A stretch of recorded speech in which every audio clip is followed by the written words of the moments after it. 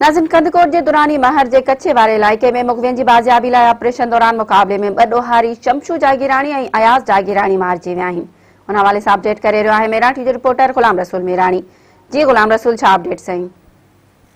जी बिल्कुल ही कंधकोट दुरानी महर कच्चे वारे इलाइक़े में मुग़वियुनि जी बाज़ियाबी लाइ SSP कश्मीर कंधकोट अमजद शेख जी अगवानी में पुलिस की वही नफ़री ऐं हैवी मशीनरी से गॾु ऑपरेशन शुरू किया वियो आहे। ऑपरेशन दौरान ॾोहारियुनि ऐं पुलिस विच में फायरिंग जो सिलसिलो हुयो उहो जारी हुयो ऐं फायरिंग दौरान राकेट लॉन्चर भी उहे फायर किया विया आहिनि ऐं फायरिंग जे ॾे वठि दौरान ॿ ॾोहारी आहिनि मुबैना जंहिंमें शमशू जागीराणी ऐं अयाज़ जागीराणी उहे मारिजी विया आहिनि ऐं इन हवाले सां पुलिस उहा तस्दीक कंदे ॿुधायो आहे त ऑपरेशन दौरान 2 ॾोहारी आहिनि उहे मारिजी विया आहिनि ऐं हिन वक़्तु ऑपरेशन आहे उहो जारी आहे। ऑपरेशन दौरान फायरिंग जो सिलसिलो आहे उहो पिणु जारी आहे। ऑपरेशन दौरान इलाइक़े में हिन वक़्तु ख़ौफ़ ऐं हिरास वारो माहौल आहे उहो पिणु पखिड़ियल आहे। इन सिलसिले में SSP कश्मीर